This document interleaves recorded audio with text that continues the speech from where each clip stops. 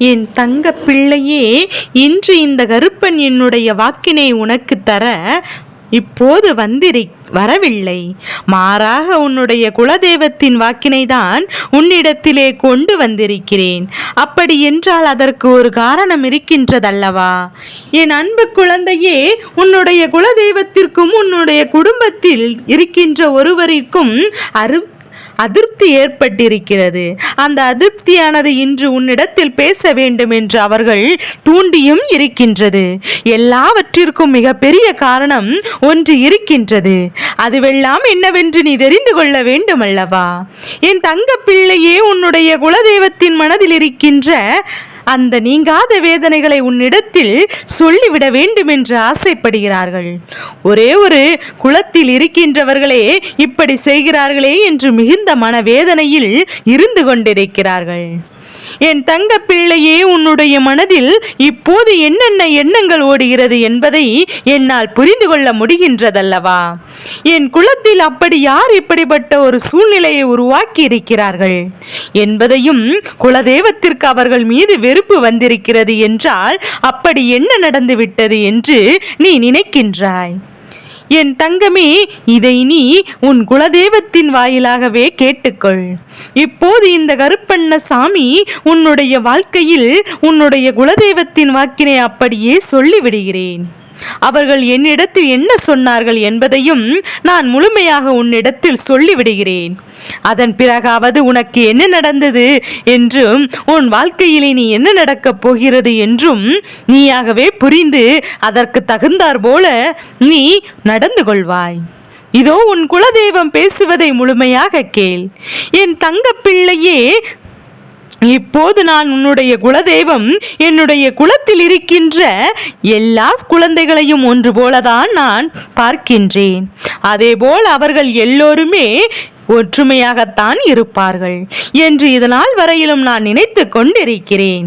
நான் இங்கே உங்களுக்காக எத்தனையோ நல்ல நல்ல வாய்ப்புகளை எல்லாம் நான் உன் வாழ்க்கையில் முன்னேறுவதற்கான சூழ்நிலைகளை எல்லாம் ஏற்படுத்தி கொண்டுதான் இருக்கின்றேன். இவையெல்லாம் ஏற்கனவென்றால் என்னுடைய குழந்தைகளுக்கு நல்லது நடக்க வேண்டும். அவர்கள் எப்போதும் ஒற்றுமையாக இருக்க வேண்டும்.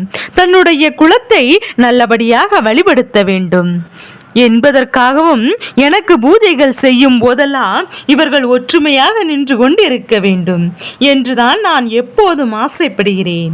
ஆனால் இவர்களோ இப்போது என்ன செய்து கொண்டிருக்கிறார்கள் தெரியுமா?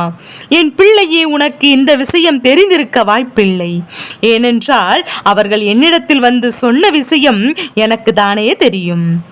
என் பிள்ளையே, உன்னை பற்றி அவர்கள் என்ன சொன்னார்கள் என்பதை மட்டும் நான் தானே அறிவேன். அது எத்தனை பெரிய தவறான விஷயம் என்பதையும் அவர்கள் என்னிடத்தில் சொன்ன பிறகுதான் தெரிந்தது. இப்போது அவர்கள் மீது நாம் மிக பெரிய வெறுப்பில் இருந்து கொண்டிருக்கிறேன். அது என்ன தெரியுமா? என் குழந்தையை உனக்கு மிக பெரிய துரோகத்தை செய்ய வேண்டும் என்று என்னிடமே வந்து வேண்டுதல் வைக்கிறார்கள். நீ என்னுடைய குலசாமி அல்லவா? என் மனதில் இந்த வேதனையை போக்கி தந்து விட மாட்டாயா? என் மனதை அவர்கள் வேதனைப்படுத்தி விட்டார்கள், கஷ்டப்படுத்தி விட்டார்கள். அதனால் அவர்களை எப்படியாவது ஏதாவது ஒன்று செய்துவிட வேண்டும்.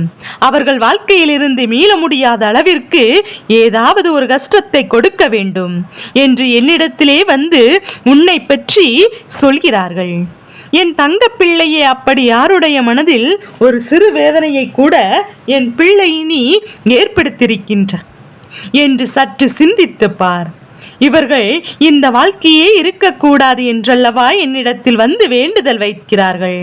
நான் இங்கே உங்கள் ஒருவரின் ஒற்றுமைக்காகவும் பாடுபட்டு கொண்டிருக்கின்ற இந்த நேரத்தில் என்னுடைய சன்னிதானத்தில் வந்து நின்று நீ வாழக்கூடாது என்று அவர்கள் சொன்ன அந்த வார்த்தை என் மனதை ரணமாக்கி விட்டது. நிச்சயமாக உண்மை என்றால் அதை தாங்கிக் கொள்ள முடியவில்லை. ஏன் இப்படி சொல்கிறார்கள்? உனக்குள் என்ன பிரச்சனை என்று பார்க்கும்போதுதான் எனக்கு அது புரிந்தது. ஏதோ ஒரு சிறு சிறு மனஸ்தாபங்கள், சிறு சிறு பிரச்சனைகள் ஏற்பட்டிருக்கின்றது. இதையெல்லாம் உங்களுக்குள் சரியாகிவிடும் என்றுதான் நான் விட்டுவிட்டேன். ஆனால் அது இவ்வளவு பெரிய தவறான விஷயமாக வந்து நிற்கும் என்று நான் ஒருபோதும் நினைக்கவில்லை. என் தங்க பிள்ளையே, உங்களுக்குள் பிரச்சனை ஏற்பட்டது உண்மைதான். உன் பக்கம் தவறு இருக்கிறது, அவர்கள் பக்கம் தவறு இருக்கிறதா என்று நிச்சயமாக அறிந்து கொள்ள வேண்டியது என்னுடைய பொறுப்பு.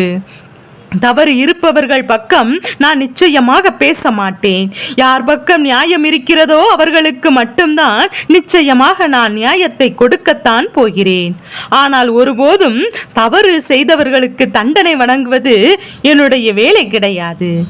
என்னுடைய குழந்தையின் மனதை நீ சரி செய்து அவர்களை நல்வழிப்படுத்த வேண்டும், என்னுடைய வேலையாகும். அதை தவிர ஒருபோதும் யாரையும் அழிக்க வேண்டும், யாரையும் கஷ்டப்பட வேண்டும் என்று என்னுடைய எண்ணத்தோடு இந்த கருப்பன் தண்டனையை கொடுக்க மாட்டேன் என்பதை நீ புரிந்து கொள்ள வேண்டும். என் அன்பு குழந்தையை, உனக்கு இது போன்று செய்ய வேண்டும் என்று நினைத்தவர்கள் இன்னும் என்னவெல்லாம் செய்ய துணிந்தார்களோ என்று தெரியாமல் நான் சற்று மனக்குழப்பத்தில் இருந்து கொண்டிருக்கிறேன். ஒன்றை மட்டும் நீ நன்றாக புரிந்து கொள். யாரிடத்திலும் உனக்கு என்ன மனக்கசப்புகள் இருந்தாலும் சரி, யாரிடத்திலும் அந்த மனக்கசப்புகளை எல்லாம் உன்னிடத்திலிருந்து எரித்துவிடு. எந்த ஒரு சண்டையும் அவரிடத்தில் இனி உனக்கு வேண்டாம். நீ அதற்காக எல்லாவற்றையும் என் பிள்ளை நீ பொறுத்து கொண்டு செல்ல வேண்டும் என்று நான் சொல்லவில்லை. எதுவாக இருந்தாலும் அதை என்னிடத்தில் நீ விட்டுவிடு என்றுதான் உன் அப்பன் கருப்பண்ணசாமி நான் சொல்கின்றேன். என் பிள்ளையே, நீ என்னிடத்தில் இதை விட்டுவிட்ட பிறகு இதையெல்லாம் நான் பார்த்து கொள்ளப் போகிறேன். அது என்னுடைய முக்கியமான பொறுப்பல்லவா? அதற்கு பிறகு நான் அவர்களுக்கு என்ன செய்ய வேண்டுமோ அதை செய்து விடுகின்றேன்.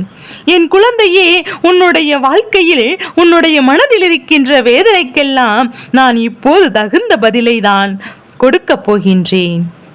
என் செல்லமே, உன் வாழ்க்கையில் உனக்கு கொடுக்க நினைக்கின்ற விஷயங்கள் எனக்கு மட்டுமே தெரியும்.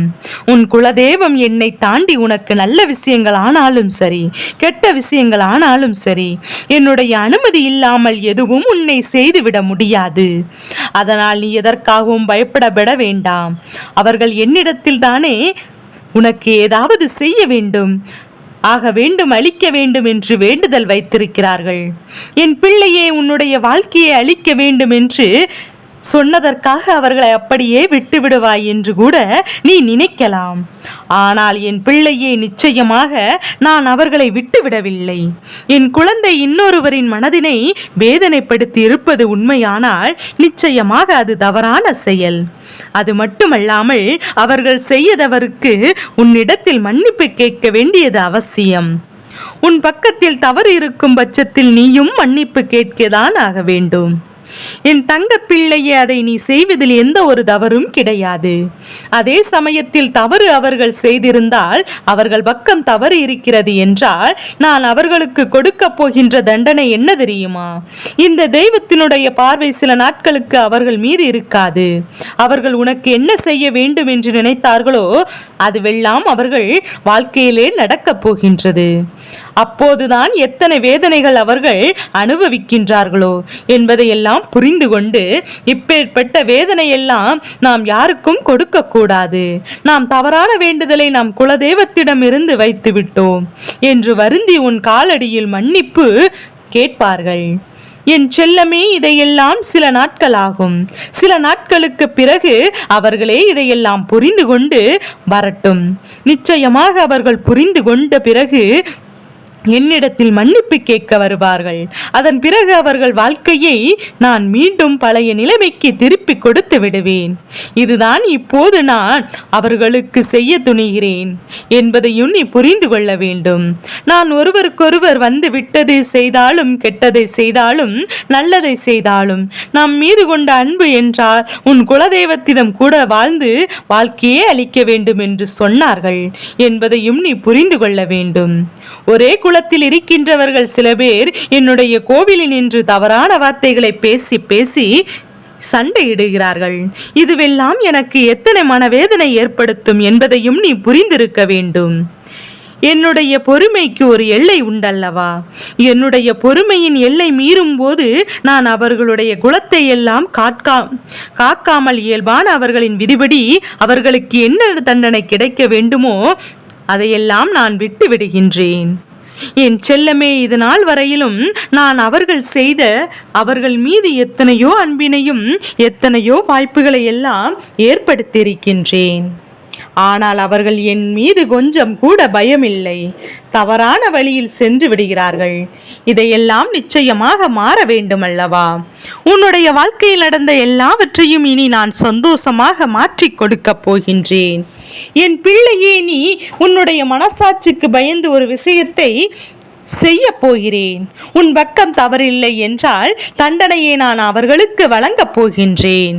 என் அன்பு குழந்தையே, உன்னுடைய குலதெய்வத்தின் வாக்கினை கேட்டாய் அல்லவா? என் அன்பு குழந்தையே, நிச்சயமாக யாரோ ஏதோ செய்ய நினைத்திருக்கிறார்கள்.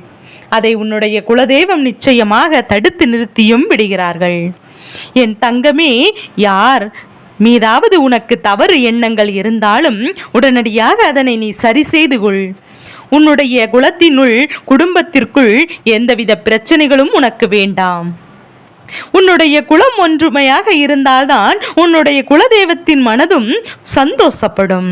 என் அன்பு குழந்தையே, இந்த திருப்தியாக இந்த கருப்பண்ண சாமியின் ஆசீர்வாதங்களும் அன்பும் துணையும் என்றென்றும் என் குழந்தைக்கு முழுமையாக கிடைத்து கொண்டே இருக்கும்.